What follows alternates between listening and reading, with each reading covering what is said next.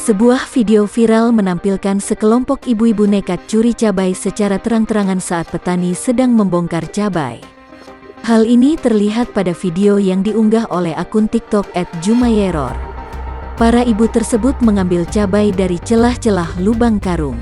Meski ada para petani yang tengah menurunkan karung cabai tersebut, namun tak memperdulikannya.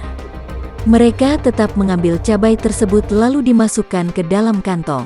Pada keterangan video dituliskan, jika harga cabai murah para emak-emak tidak terlalu bersemangat untuk mengambil cabai dari karung. Kalau harga cabai murah, penjagaan nggak terlalu ketat, tulis akun tersebut. Kalau harga cabai lagi murah para pengutil cabai nggak terlalu semangat, lanjutnya. Akun TikTok itu juga mengunggah 2 video yang memperlihatkan aksi para ibu-ibu mengambil satu persatu cabai.